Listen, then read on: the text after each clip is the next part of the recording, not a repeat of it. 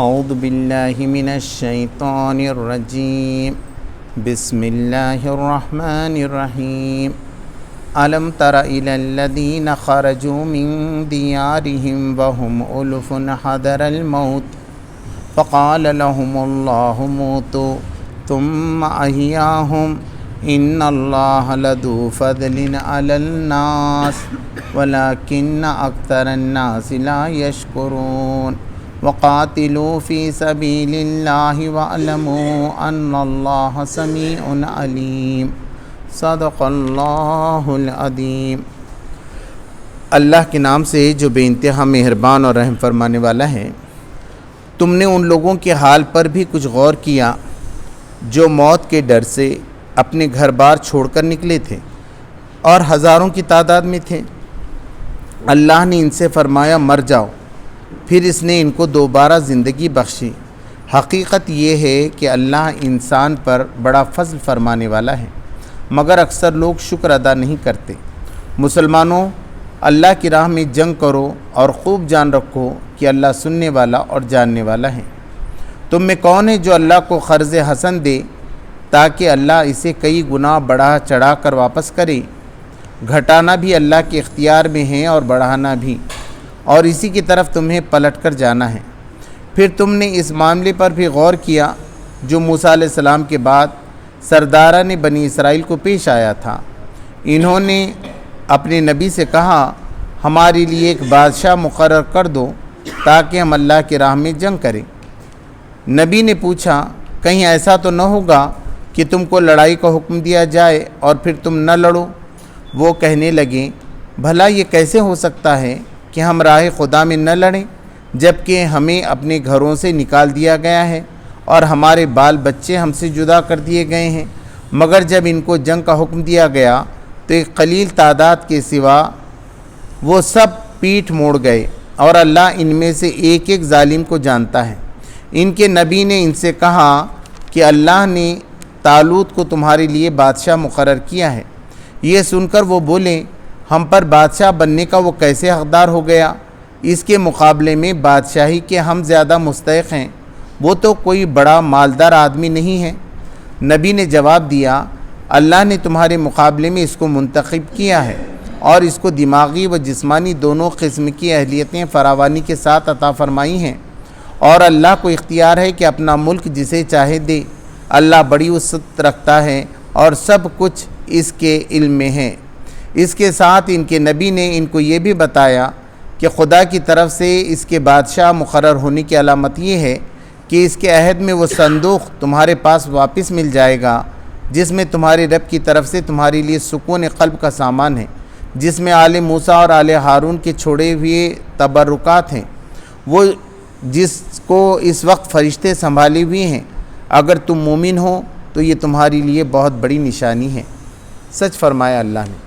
محترم حضرات، یہ سورہ البقرہ کا 32واں رکوع ہے جس کی 2 آیتوں کی میں نے تلاوت کی اور پورے رکوع کا ترجمہ آپ کے سامنے پیش کیا۔ اس سے پہلے طلاق سے متعلق، عدت سے متعلق جو بیان چل رہا تھا، اگر آپ اس سے پیچھے جا کر دیکھیں گے تو عنوان یہاں سے شروع ہوا تھا کہ تحویل قبلہ کا حکم ہو گیا تھا، اور پھر جو ہے نا مشرکین ان کو مکہ میں آ کے نماز وغیرہ نہیں ادا کرنے دینا چاہ رہے تھے، مدینہ میں رہ رہے تھے۔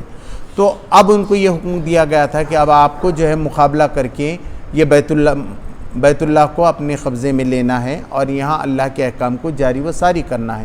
تو اب لڑائی کا معاملہ آ گیا تھا۔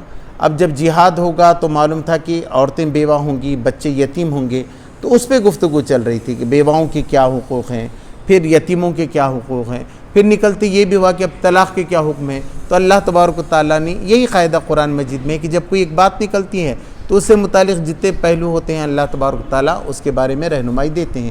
تو یہاں انہوں نے پوری رہنمائی یہ بیچ میں ہو گئی۔ اب وہ مضمون پھر سے آ گیا جہاں سے جنگ کرنے کی بات چل رہی تھی، اور اس رکوع میں یہ بتایا گیا کہ تمہارے لیے نہیں ہو رہا، بلکہ ایسا قبلہ تو یہودیوں کا بھی تھا، بنی اسرائیل کا بھی تھا، اور بنی اسرائیل فلسطین میں تھا۔ لیکن جب موسیٰ علیہ السلام نے کہا کہ چلو اس کو جا کر ہم واپس لیں گے تو تم لوگ ڈر گئے تھے اور تم موسیٰ علیہ السلام کا ساتھ چھوڑ دیے، اس لیے اللہ تبارک و تعالیٰ نے تم کو جو ہے نا بھٹکتا ہوا رکھ دیا تھا اور کوئی مقابلہ نہیں ہوا تھا۔ اس کے بعد تو کئی قوموں نے تمہارے اوپر حملہ کیا، پھر تمہارے بچے بھی تم سے جدا ہو گئے، کئی شہر تم کو خالی کرنے پڑے۔ اس کے بعد جو سموئیل نبی تھے ان کے پاس یہ پوری قوم گئی اور انہوں نے کہا کہ اب ہم جہاد کرنے کے لیے تیار ہیں۔ انہوں نے تبلیغ کی، انہوں نے اللہ کی کتابیں پڑھ کر ان کو سنائی، نبی کے اسوے بتائے اور بتایا کہ تمہارے اندر اجتماعیت ہونا چاہیے، تمہارے اندر ایک امیر ہونا چاہیے، اس کے بغیر بکھرے ہوئے اگر تم رہو گے تو تم کبھی بھی کامیاب نہیں ہو سکتے، ایک اجتماعیت کے ساتھ جدوجہد کرنا پڑے گا۔ اب تم کہیں گے کہ ہمارا امیر کون بنتا ہے، تو آپ میں سے کسی کو ایک کو بنانا پڑے گا آپ کو امیر، اور اس کی اطاعت کرنا پڑے گا۔ اس سے انکار آپ کریں گے تو آپ کی اجتماعیت کبھی بھی نہیں رہے گی، آپ بکھرے ہوئے رہیں گے اور کبھی بھی آپ کو اقتدار حاصل نہیں ہوگا، کبھی آپ طاقت حاصل نہیں کریں گے، دنیا میں غلبہ بھی نہیں پا سکیں گے، نہ اللہ کے دین کو غالب کر سکیں گے۔ پہلے کیا ہوا تھا اس کے بارے میں یہاں پر بتایا گیا ہے۔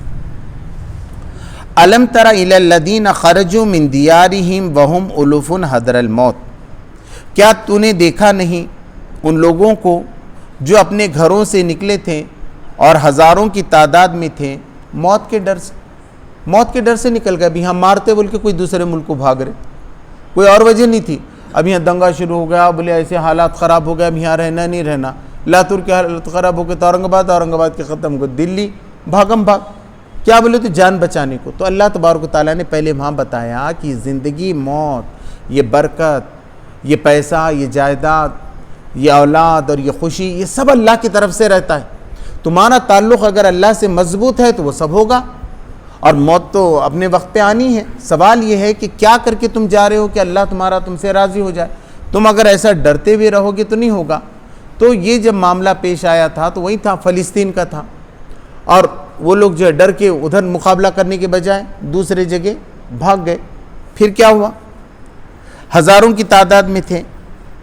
فقال لهم اللہ موتوا، اللہ نے کہا کہ تم مر جاؤ، ثم احیاکم، پھر اس نے ان کو جلا بخشایا۔ مگر یہاں موت اور زندگی کس مراد میں لی گئی ہے؟ وہ سچی سچی نہیں مرے تھے اور نہ سچی سچی زندہ بھی ہے۔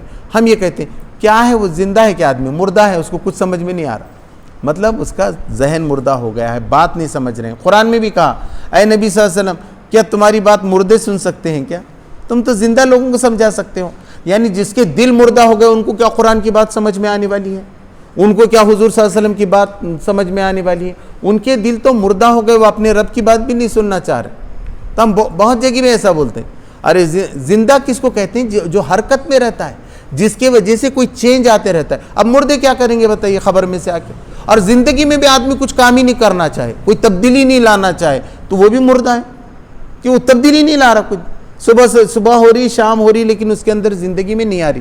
تو یہاں یہی بات بتائی گئی ہے کہ تم جنگ کے لیے تیار نہیں ہوئے، ڈرتے پھرے، تو یہ تمہاری موت تھی۔ مگر جب سموئیل نبی نے ان کو تذکرہ کیا، پھر وہ ایک جماعت بنانے پہ تیار ہو گئے، اور سب کے اندر یہ جذبہ پیدا ہوا کہ نہیں، حق کے لیے لڑنا چاہیے، کب تک ہم دبتے رہیں گے، کب تک لوگ ہم کو مارتے رہیں گے، تو ہم بھی جو ہے مقابلہ کرنے کے لیے تیار ہو جائیں گے۔ جب یہ احساس پیدا ہو گیا اللہ کی طرف سے، تو پھر ان آگے کی بات جو ہے یہاں پر آ رہی کہ اللہ نے ان کو زندہ کر دیا، ان کے اندر جان آ گئی۔ وہ کہا، انہوں نے کہا جیسے اب جان آ جائے۔ اب آج بھی کیا حال ہے، لوگ قرآن ہی نہیں پڑھتے، قرآن کا ترجمہ نہیں پڑھتے، تو کیا ہے، مردہ ہے دل، معلوم ہی نہیں نا، قصے کہانیوں پہ چل رہا ہے معاملہ سارا۔ یہ نہیں سوچ رہے کہ اللہ کی کتاب برابر ہمارے سامنے آئی جس پہ ہم ایمان رکھتے ہیں، وہ کیا کہتی ہیں ہم سے، روزانہ آدھا گھنٹہ تو کم سے کم آدمی دے۔ اب اتنی غفلت اس کو ہے تو اللہ کی مدد وہ کیا کرے گا اللہ کے لیے کوشش، اور اس کو کون رہنمائی، اور جو اللہ کی رہنمائی نہیں لے گا تو اس کی رہنمائی کون کرتا ہے؟ شیطان کرتا ہے۔ اللہ نے کہا ہم ایک شیطان اس کے پیچھے لگاتے ہیں جو اس کو بہکاتے رہتا ہے، اور اس کو ایسا دکھتا ہے میں کتنا اچھا کام کر رہا ہوں، ارے میری زندگی تو کیا شاندار، وہ سب شیطان بہکاتا ہے۔ اصل زندگی کامیاب کب ہوگی؟ جب آپ دیکھیں گے کہ قرآن کے مطابق ہماری زندگی چل رہی ہے، نبی صلی اللہ علیہ وسلم کی سیرت کے مطابق ہماری زندگی چل رہی ہے، تو ہم کامیاب ہیں۔ ورنہ خالی ایسا سننے سے بھی کچھ نہیں ہوتا، کبھی ہم نے درس سن لیا، کبھی تقریر۔ آپ کو خود بیٹھ کے ایک ایک لفظ پہ غور کرنا پڑے گا کہ میرے رب نے کیا کیا ہے۔ اگر آدمی کو یقین ہے کہ یہ اتنی بڑی نعمت ہے، کہ قرآن سے بڑی کوئی نعمت ہے کہ دنیا میں، اس سے بڑی کوئی کتاب ہے، نبی صلی اللہ علیہ وسلم سے کوئی بڑا رہنما ہے، لیکن ان کی زندگی کے بارے میں بھی نہیں معلوم کہ ان کی اولاد کیا تھی، انہوں نے کیا کام کیا، کیسے زندگی گزاری۔ روز ایک آدھا گھنٹے کا 15 منٹ کا بھی وقت نہیں کہ ہم حضور صلی اللہ علیہ وسلم کی زندگی کے بارے میں جانیں۔ مگر جب اجتماعیت ہوتی ہے، جماعتیں اٹھتی ہیں اور وہ پھر توجہ دلاتی ہیں، اب جیسے ٹرانسلیشن کا کام ہوا، ابھی تفہیم القرآن بھی جو لکھی گئی اسی لیے لکھی گئی کہ لوگوں کو سمجھ میں نہیں آ رہا تھا، اب اس کے ترجمے ہر زبان کے اندر ہو گئے۔ ایسے کئی تفاسیر آئی ہیں، اب تو 12-15 تفاسیر آپ کے پاس حاضر ہیں، آپ جس سے چاہیں فائدہ اٹھائیں، مگر اویلیبل ہیں آج، پہلے تو تھے ہی نہیں، تو کیا کر سکتا تھا آدمی؟ آج ہے، وہ فائدہ اٹھا سکتا ہے۔ تو یہ زندہ ہو گئے، یہ زندگی آ گئی، پڑھنے کا شوق پیدا ہو گیا، دین کے لیے کچھ کام کرنے کا شوق پیدا ہو گیا، تو یہ زندگی تھی۔ پھر اس نے ان کو دوبارہ زندگی بخشی، ثم احیاہم ان اللہ ذو فضل علی الناس، اللہ تبارک تعالیٰ انسانوں پہ بڑا مہربان ہے، بڑا فضل کرنے والا ہے۔ کتنے بھی گناہ کے بعد وہ آئیں اور کہیں کہ نہیں اب سے ہم کو اللہ کی عبادت کرنی ہے، تو اللہ سینکڑوں خون معاف کرنے کو تیار ہے، سارے گناہ معاف کرنے کے تیار ہے۔ وہی چاہتا ہے میرا بندہ اب آ جائے میرے پاس، وہ کہیں کہ اللہ تیرے جو حکم ہے اس کے مطابق ہم زندگی گزاریں گے، اور آپ کو دیکھنا ہے قرآن و سنت کیا کہتا ہے، اس کے مطابق زندگی گزارنا ہے۔ وَلَٰكِنَّ أَكْثَرَ النَّاسِ لَا يَشْكُرُونَ، مگر اکثر لوگ شکر ادا نہیں کرتے۔ شکر بھی کیا ہے؟ آپ کو کسی نے دعوت دی تو آپ اس کا کھانا اچھا کھائیے، آپ کھانا ہی نہیں کھائے تو اس کی دعوت کی شکر گزاری ہو گئی کیا؟ نہیں ہوئی۔ کسی نے کوئی چیز دیا، استعمال آپ نے کیا، شکر گزاری ہو گئی۔ تو اللہ نے قرآن دیا، وہ جو پڑھے گا سمجھے گا تو شکر گزار ہے، نہیں کرنا کیا ہے؟ ناشکری ہے، نافرمانی ہے۔ آپ کے پاس آنے کے بعد بھی آپ نہیں پڑھ رہے، آپ کے پاس مسجد ہے نماز نہیں پڑھ رہے، ناشکری ہے صاف صاف۔ آپ کے پاس کھانا آیا کھا کے الحمدللہ نہیں بول رہے، ناشکری ہے۔ وَقَاتِلُوا فِي سَبِيلِ اللَّهِ، تو اللہ کی راہ میں جہاد کرو، اللہ کی راہ میں لڑو۔ وَاعْلَمُوا أَنَّ اللَّهَ سَمِيعٌ عَلِيمٌ، اور اچھے طریقے سے جان لو کہ اللہ سنتا بھی ہے اور جانتا بھی، سب دیکھ رہا ہے، وہ ہر ایک کی دل کو جان رہا ہے۔ ہم کتنا بھی بولیں کیا کر رہے ہیں، ہر ایک فرد کے دل سے اللہ تبارک تعالیٰ واقعی ہے، اس کے دن بھر کی جدوجہد سے واقف ہے، سچی بھی اس کو اللہ کے دین کی فکر ہے کیا؟ وہ چاہتا ہے کہ اللہ کے یہ قرآن کے احکام جاری وہ ساری ہوں، تو اس کی زندگی کا رخ الگ رہتا ہے۔ وہ تھوڑا 5 منٹ بھی رہا تو ان سے ملاقات کرے گا، ان کو جوڑنے کی کوشش کرے گا، ان کو قرآن کی بات بتائے گا، ان کو حدیث کی بات، وہ لوگوں کو اجتماعیت کو مضبوط کرنے کی کوشش کرے گا، ورنہ کہے گا سب ہیں صاحب میں بھی ویسی ہوں، تو ایسی اجتماعیت بھی کام کی نہیں۔ اگر اجتماعیت میں بھی آ کے اگر حال ہو گیا تو وہ مردہ ہی ہے، مردہ ہی ذہن ہو گیا نا، اور مردہ ہی دل ہو گیا۔ زندگی جب ہے جب معلوم ہو کہ کوئی جدوجہد چل رہی، صاحب یہ آدمی کے اندر جان ہے، اس کو کوشش ہے دین کی، وہ کوشش کر رہا ہے کہ اللہ کا دین جو ہے غالب ہو، اس کے لیے واقعی صبح سے شام تک ہم دیکھتے کہ پہلی ترجیح تو اس کو اللہ کا دین اس کے پاس ہے، یہ ہو گیا تو صحیح معنوں میں وہ شکر گزار ہے۔ تو اللہ نے کہا کہ اللہ تو سنتا اور جانتا ہے، کوئی دیکھے نہ دیکھے، کوئی جانے نہ جانے، اللہ ہر ایک کی دل کے بھید سے اور اس کی جدوجہد سے واقف ہے۔ وَمَنْ ذَا الَّذِي يُقْرِضُ اللَّهَ قَرْضًا حَسَنًا فَيُضَاعِفَهُ لَهُ أَضْعَافًا كَثِيرًا، اب کون ہے تم میں سے، اب کون ہے جو اللہ کو قرض حسن دے؟ قرض حسن بولے تو بہترین قرض، بغیر سود کے قرض دینے کو بھی قرض حسن کہتے ہیں، مگر اللہ کو دے دینا، آج پیسے دے دینا، اپنا وقت دے دینا۔ ہم کوئی دوسرا بزنس کرتے تھے مگر وہ چھوڑ کے اللہ کے لیے آپ وقت دے رہے ہیں، تو یہ بھی اللہ کو قرض دینا ہے نا۔ آپ اپنی اب صلاحیتیں تو بیچتے ہیں، لوگ نوکری کیا کرتے ہیں، صبح سے شام تک اپنا وقت بیچتے ہیں، نوکری بیچتے ہیں، تنخواہ۔ اللہ کو بھی آپ وقت دے رہے ہیں، اللہ کے لیے آپ لوگوں سے ملاقات کے لیے نکلے، اللہ کے لیے آپ قرآن پڑھ کے لوگوں کو سنا رہے ہیں، سمجھا رہے ہیں۔ کوئی بھی سود کو مٹانے کی کوشش، جو بھی آپ کوشش کریں گے تو وہ جو ہے اللہ کی راہ میں۔ تو کون ہے جو اللہ کو قرض دے؟ اور خاص طور پر یہاں پیسوں کا بھی ہے کہ آدمی جو سب کما کے اپنے پیسے لا لیا وہ اللہ کی راہ میں دے دے، یہ قرض حسن ہے۔ جب ضرورت ہے دین کو تو اس کو پیش کرے اپنی چیزوں کو، تو اللہ تبارک تعالیٰ کیا کرے گا؟ فَيُضَاعِفَهُ لَهُ أَضْعَافًا كَثِيرًا، تو وہ مال اس کے لیے وہ بڑا چڑھا کر اللہ تبارک تعالیٰ واپس کرے گا قیامت کے دن۔ ایک کا 700 گنا تک اللہ تبارک تعالیٰ نے کہا، کم سے کم ایک ایک نیکی کا اور ایک ایک وقت کا 10 گنا تو اللہ تبارک تعالیٰ کے پاس اجر لازمن ہے۔ تو اللہ نے کہا کہ ایسی مصیبت کے وقت جب کہ اب کعبہ کو کے لیے خرچ کرنا ہے، ایسا مشکل کا موقع تھا، یہ باتیں کہی گئیں۔ جب بھی دین مشکل میں ہوتا ہے اللہ چاہتا ہے کہ لوگ آگے بڑھیں، اپنی قربانی پیش کریں۔ دنیا تو اللہ ہی کے ہاتھ میں ہے، وہ جتنی چاہتا ہے دے سکتا ہے، مگر اس وقت آزمائش یہ رہتی کہ آدمی دنیا کو چنے یا دین کے لیے اپنے وقت کو خاص کریں۔ واللہ یقبض ویبسط، اللہ ہی تنگ کرتا ہے روزی کو اور اللہ ہی بڑھاتا ہے۔ پیسے ہیں، جائیداد ہے، یہ کون کرتا ہے؟ یہ تنگ حالی کیوں آتی ہے؟ اللہ نے کہا کہ جب تم، یہ بہت اونچا اصول ہے کہ جب تم اللہ کی نافرمانی کرتے ہو تو تنگ دستی تمہارے پاس آتی۔ دکھتا ہے تمہارے پاس پیسہ ہے بول کے 5 کروڑ ہے، مگر معلوم ہے 7 کروڑ کا قرضہ ہے، گھاٹا ہی ہوتے جاتا ہے۔ بہت سے لوگ ایسا کیے اور دنیا چھوڑ کے، قرآن چھوڑ کے، حدیث چھوڑ کے، یہ سارے معاملات کو چھوڑ کے جیسا ذہن میں آیا سب کرتے رہے۔ آج حال ان کا یہ ہے، کل ایک صاحب سے ملاقات ہوئی، بہت بڑے بات کرنے والے، معلوم ہو ان کے پاس پراپرٹی رہ گئی 5 کروڑ کا اور قرضہ ہو گیا 30 کروڑ۔ یہ ایسا ہوتا ہے۔ تو یہ جو بڑھتا ہے یا تنگ ہوتا ہے یہ اللہ کی طرف سے ہے۔ اللہ جس کو چاہے، ایک جگہ کا اخنو، اللہ تبارک تعالیٰ جائیدادیں بھی بخشتا ہے اور مال و دولت بھی دیتا ہے۔ یہ کون دیتا ہے؟ یہ اللہ تبارک تعالیٰ دیتا ہے۔ تو جس کی چاہتا ہے روزی تنگ کرتا ہے اور جس کو چاہتا ہے فراوانی کے ساتھ عطا کرتا ہے۔ وَإِلَيْهِ تُرْجَعُونَ، اور تم کو لوٹ کر اللہ ہی کے پاس جانا ہے۔ تم کو یہ بتانا ہے جو بھی دیا، تم کو ملک دیا، پیسہ دیا، اس کے بارے میں بہرحال اللہ تبارک تعالیٰ تمہارا حساب لے کے رہنے والا ہے، کیونکہ یہ نعمتیں اللہ کی ہیں۔ وہ آدمی خود بھی کمایا تب بھی اللہ کی طرف سے ملا ہے، تو اب اس کا ایک ایک پیسے کا حساب اللہ کے پاس جو ہے پیش کرنا ہے، تمام معاملات کا، اپنے وقت کا، اپنی جوانی کا۔ بتایا کہ 5 سوال ایسے ہیں اس کے بغیر تو قیامت میں قدم نہیں اٹھیں گے، کہ تم نے کیا علم سیکھا، اس کو کہاں پر استعمال کیا، کیا روزی کمائی، اس کو کہاں خرچ کیا، جوانی کن معاملات میں خرچ کی، یہ ساری چیزیں جو ہے قیامت میں پوچھی جانے والی۔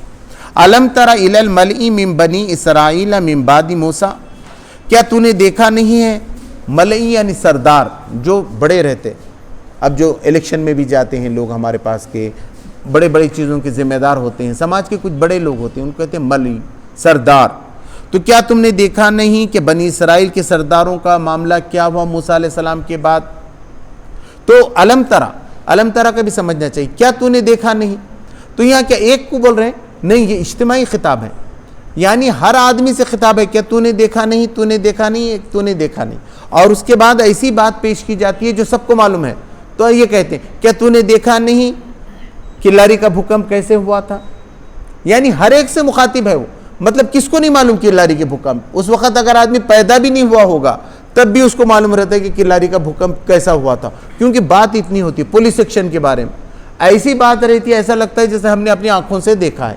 تو جب بھی ایسی بات ہوتی ہے اس سے پہلے علم تر آتا ہے کہ علم تر الی الملئی من بنی اسرائیل من بعد موسیٰ اذ قالوا لنبی لہم ابعث لنا ملکا، جب یاد کرو وقت جب انہوں نے نبی سے کہا تھا کہ ہمارے لیے تم ایک بادشاہ مقرر کرو۔ اب ایک مفسر نے یہ لکھا ہے کہ صاحب انہوں نے تو اللہ نے نبی بنایا تھا، امیر ہوتے تھے، خلیفہ ہوتے تھے، انہوں نے ایک نئی اصطلاح نکالی بادشاہ کی، اور بادشاہ اپنے لیے مقرر مانگا۔ دوسروں کا کہنا ہے کہ نہیں، اللہ تبارک و تعالیٰ نے یہ کہا ہے کہ چاہے بادشاہ تو سلیمان علیہ السلام بھی تھے، بادشاہ تو داؤد علیہ السلام بھی تھے، اور ذوالقرنین بھی تھے۔ تو اصل مسئلہ یہ ہے کہ وہ بادشاہ نے انصاف سے کام لیا کہ نہیں۔ سوال یہ نہیں کہ وہاں ڈیموکریسی ہے یا وہاں بادشاہت ہے، سوال یہ ہے وہاں کا راجہ سب کے ساتھ انصاف کرتا ہے کہ نہیں کرتا، تو انصاف کرنے والے بادشاہ کی طرف۔ تو بہرحال یہاں انہوں نے یہ کہا کہ تم ہمارے لیے ایک بادشاہ مقرر کرو، نقاتل فی سبیل اللہ، تاکہ ہم اللہ کے راہ میں جہاد کریں، اللہ کے راہ میں قتال کریں، نقاتل جنگ کریں ہم۔ مگر جنگ کے لیے بادشاہ ہونا پڑتا ہے، جنگ ایسا نہیں ہوتی ایک بھیڑ مل کے جنگ کرتی ہے، گئے 50 لوگ، یہاں سمجھتے ہیں ہوتا ہے، اس کا لیڈر ہونا بہت ضروری ہے۔ جہاد کے اندر بھی الجہاد فی الاسلام وغیرہ آپ پڑھیے، امیر کا ہونا بہت ضروری ہے۔ لوگ بولتے ہیں جہاد کرنا چاہیے، جہاد میں امیر ضروری ہے، امیر نہیں ہے تو امیر ایسا بھی نہیں ہوتا 5 لوگ مل کے بنا لیے، بلکہ اس کی حیثیت امیر المومنین کی ہونی چاہیے، اس کے پاس ملک ہونا چاہیے، اس کے پاس اقتدار ہونا چاہیے، جب کہیں جا کے وہ جہاد کر سکتا ہے۔ ایسے چھوٹے سے گروپ مل کے 50 مل کے ایک امیر بنا کے ہم جہاد کر رہے ہیں، اس کے بارے میں پڑھنا چاہیے۔ ایک ملک ہونا پڑتا ہے، اس کا ملک ساری دنیا وہ مانے، پھر اس کے بعد جو ہے نا وہ جہاد کر سکتا ہے۔ تو ان کا اپنا ایک ملک تھا، تو وہاں انہوں نے یہ کہا تاکہ ہم جنگ کریں۔ قال هل عصیتم ان کتب علیکم القتال الا تقاتلوا، ایسا لگتا ہے، ایسا گمان ہے کہ تم جو ہے جب تم پہ فرض کیا جائے یہ جنگ تو تم نہ کرو۔ نبی کو شک ہوا یہ لوگ ایسے ہیں، پہلے بھئی نماز روزہ تو کیسا پڑھ لیتے، مگر اللہ کی راہ میں جہاد کرو بولے تو تیار ہیں کہ نہیں معلوم ہے نا، یہ تو آسان ہے، سبحان اللہ الحمدللہ پڑھ لینا، حفظ کر لینا قرآن، اچھا تجوید کے ساتھ پڑھ لینا، آسان معاملہ ہے۔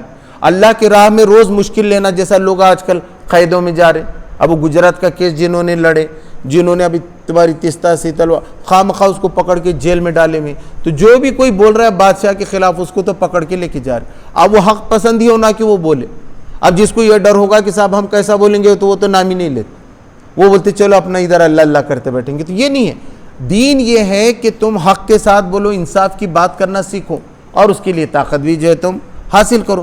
تو کہا گیا کہ جب تم کو جنگ کا حکم دیا جائے گا تو تم یہ کہو گے کہ ہم جنگ نہیں لڑتے۔ اب قالوا وما لنا الا نقاتل فی سبیل اللہ، تو انہوں نے کہا کیوں نہیں، ہم کیوں اللہ کی راہ میں جہاد نہیں کریں گے۔ وقد اخرجنا من دیارنا و ابنائنا، کہ جبکہ ہم کو ہمارے گھروں سے نکال دیا گیا، کئی بستیوں سے ہمارے کو نکال دیا ہے، ہمارے شہر کے شہر 12 شہر ان کے چھین لیے تھے دوسرے لوگوں نے، تو انہوں نے کہا وہ شہر بھی ہمارے ہاتھ سے گئے، ہم تو یہ دوسری جگہ آ گئے ہیں، تو ہم کیوں نہیں لڑیں گے جبکہ انہوں نے ہمارے گھروں سے ہم کو نکالا۔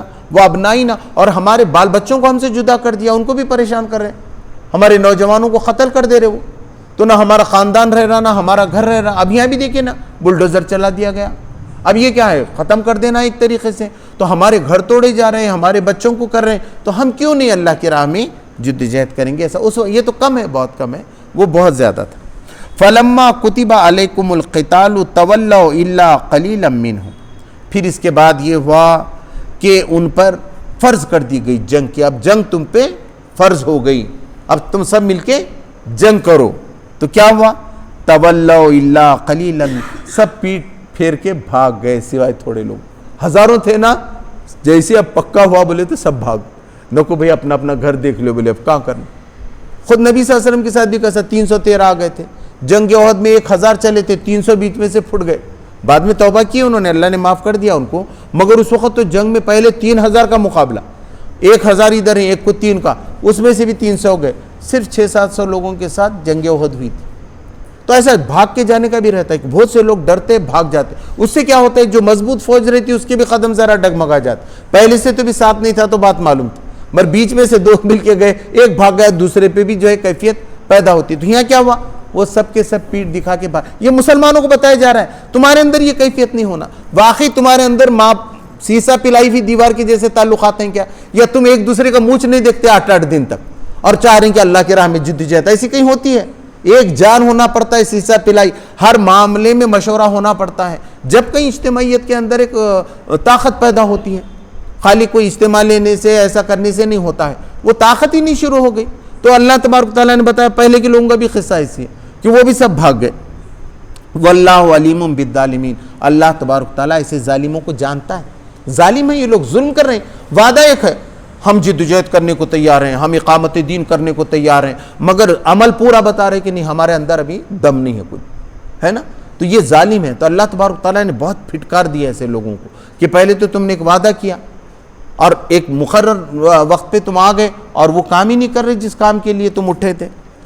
وقال لهم نبیہم، ان کے نبی نے ان سے کہا، ان اللہ قد بعث لکم طالوت ملکا، کہ یقیناً اللہ نے طالوت کو تمہارا بادشاہ بنایا ہے۔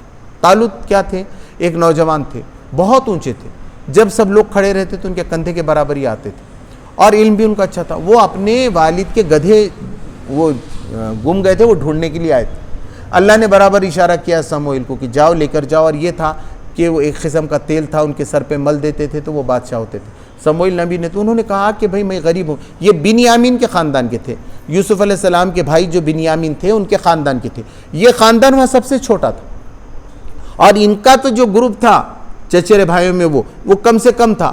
تو انہوں نے نبی سے کہا، ارے ہمارا خاندان سب سے چھوٹا ہے، میں غریب ہوں اور وہ خاندان میں بھی سب سے چھوٹا ہوں، میں چچا وغیرہ میں کم سے کم بچے ہمارے پاس ہی سے، تو میری سپورٹ کون کرے گا، کوئی خاندان کون کرے گا؟ انہوں نے کہا اللہ نے مقرر کیا، اب سب کام ہو جائے گا۔ جب اللہ کسی کو بادشاہ بنا دیتا ہے تو اللہ تبارک تعالیٰ مدد کرتا ہے۔ اب انہوں نے کیا کہا جب طالوت کا ڈکلیئر ہو گیا کہ بادشاہ ہے، تو انہوں نے کہا قالوا انا یکون لہ ملک علینا، اس کو کیسے حقدار ہو گیا بادشاہت کا، ملک اس کو کیسا ملے گا ہمارے مقابلے میں؟ کہاں سے آ گئے طالوت؟ بڑے بڑے خاندان کے لوگ یہاں بیٹھے ہوئے ہیں، بڑے بڑے ہماری نفری دیکھو، بڑے بڑے خاندان پورے پھیلے ہوئے ہیں، جائیداد ہے، پیسہ ہے، تو ہم زیادہ حقدار ہیں یہ بننے کے۔ وَنَحْنُ أَحَقُّ بِالْمُلْكِ مِنْهُ، اس سے زیادہ تو ہم حق رکھتے ہیں یہ بادشاہت کا، ایسے کیسے بادشاہت طالوت کو مل گئی؟ وَلَمْ يُؤْتَ سَعَةً مِنَ الْمَالِ، اس کے پاس تو پیسہ بھی نہیں ہے، چلیے بھئی خاندان نہیں ہے، وہ تو کم سے کم کروڑپتی آدمی ہوتا تھا، آج بھی الیکشن میں سب سے زیادہ پیسے لگتے ہیں، کوئی غریبوں کا کام نہیں ہے اب الیکشن میں جانا، تو اب کیسا لڑنے والا ہے یہ غریب آدمی، کیسا جیتے گا یہ پورا؟ تو انہوں نے کہا کہ اس کے پاس تو زیادہ مال و جائیداد بھی نہیں ہے۔ قال ان اللہ اصطفاہ علیکم، اللہ تبارک تعالیٰ نے کہا کہ تمہارے مقابلے میں اللہ نے اس کو چن لیا ہے، وزادہ بسطۃ فی العلم والجسم، اور اللہ نے اس کو فراوانی سے عطا کیا ہے جسم اور علم۔ دیکھیے وہ کیسا بہادری کے ساتھ اٹھاتا ہے وقت، کیسا تیر چلاتا ہے، کیسا گھوڑے چلاتا ہے، اس کے اندر طاقت اللہ نے بہت دیا ہے جسمانی، اور علمی بھی تدبیر ہے، برابر وہ تدبیر کر کے دشمنوں کو لگا دے گا سیدھے راستے پہ۔ اللہ نے اس کو عقل بھی دی ہے اور اس کو جسم بھی دیا ہے۔ تو لیڈرشپ میں دو کوالٹی بہت ضروری ہے۔ جو بھی آدمی چاہتا ہے کہ اس کو عزت ملے، بڑا بنے، تو یہ دو چیز اس کے پاس، اس کی باڈی بہت مضبوط ہونی چاہیے۔